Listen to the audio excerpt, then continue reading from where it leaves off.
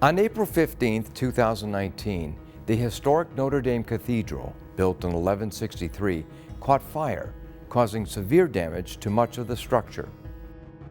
But this wasn't the first time Notre Dame came under assault. It also was attacked in 1793 during the French Revolution. They took a famous French actress, dressed her up as the goddess of reason, took her into Notre Dame Cathedral, put her on the altar, and worshiped her.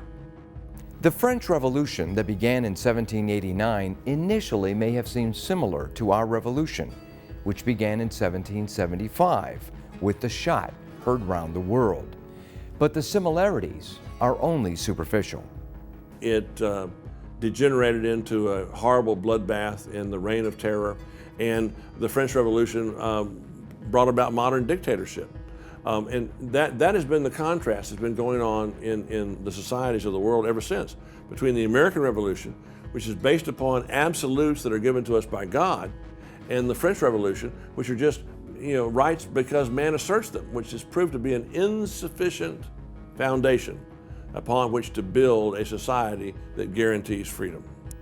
Critics note that the big difference between the French Revolution and the American Revolution is quite simple. The American upheaval was pro-God. The French one was anti-God. Well, if you look at the American Revolution and then you contrast it with the French Revolution, which took place just a little over a decade later, you could not have a bigger contrast. The Declaration of Independence, which is our sine qua non, says all men are created equal, and they're endowed by their Creator with certain unalienable rights, and that among these are life, liberty, and the pursuit of happiness. Now, the French Revolution said, we believe in liberty, equality, fraternity. The Declaration of the Rights of Man, based on an assertion. That's it. The French Revolution was very anti-God. They renamed the days of the week. When Napoleon crowned himself emperor, he didn't crown himself king, he crowned himself emperor because he was trying to go back to the Roman Empire before Christianity.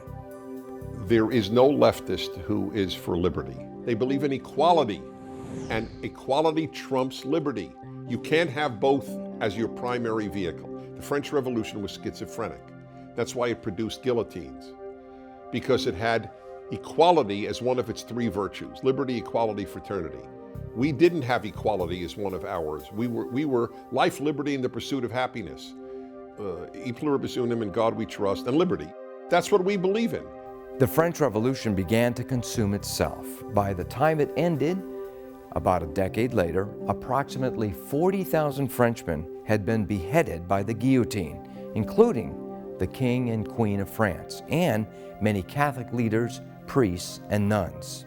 The French, they threw religion, Christianity to the wind, and it was anarchy. And of course, when anarchy takes place, someone comes in to fill the vacuum of order, and then you had despots. I mean, so much so Robespierre, called the voice of virtue. I mean, the revolution ended up consuming even him. In contrast, the founders of America emphasized the rule of law, based ultimately on God's law. This is apparent through the Founding Fathers' reliance on Christian sources for their political reasoning. There have been studies that have been done that look at the influences that the founders drew on in their political writings. And these studies show that the Bible is by far the source they turn to most frequently, much more than a Locke or a Montesquieu. Outside of the Bible, one of the sources the Founding Fathers quoted the most was Sir William Blackstone, who was cited by American leaders during the founding era more times than anyone else, except the Scriptures and Montesquieu. Phrases in our founding documents like the laws of nature and of nature's God come directly from Blackstone. These founders of America were reading Blackstone's biblical worldview that said that all law came from God, and if any law was contrary to God's law, it was not law at all. This is what our founding fathers were reading. And Blackstone had such a profound impact in America that he is justified in being called the source of the philosophy of America in the Declaration of Independence. In other words, the Founding Fathers were trying to get the King of England and the leaders in Parliament to follow the rule of law, which they were violating. Our Founding Fathers made it very clear that they said we hold to these truths given by our Creator, includes certain inalienable rights. Rights come from God. That's how they understood it. They don't come from government, not true rights. Now there's all kinds of things people want to add to that, but and I think are suspect, not truly rights. They might be preferences, but the government's job is to protect rights. What God has given to every human being, certain fundamental freedoms that the government is there to protect. I think our Founding Fathers wanted and expected and believed that religion would flourish under the system that they created. They created a pragmatic but principled government through the Constitution. I mean, they traded royalty for representation. They certainly did not prescribe a state religion in the Constitution or the Bill of Rights, but I think they expected that freedom of worship would lead to religion flourishing. Well, the French Revolution, which I'm always attacking, only lasted 10 years. 1789 to 1799, and then Napoleon came and said the revolution is over. So we're not talking about France or Paris today, but like a volcanic explosion, the lava flow has come out ever since. In the 19th century, it was revolutionary nationalism in France, Italy, Greece, and so on.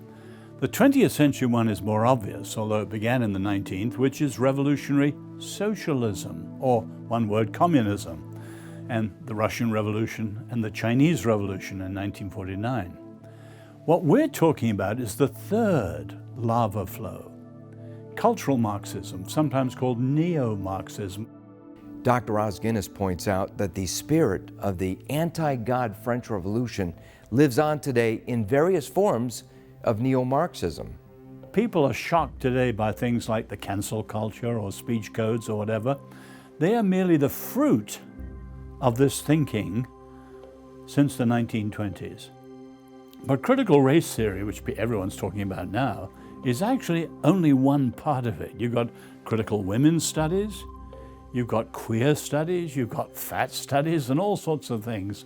But the key thing is, it is totally different from the American experiment and the American Revolution.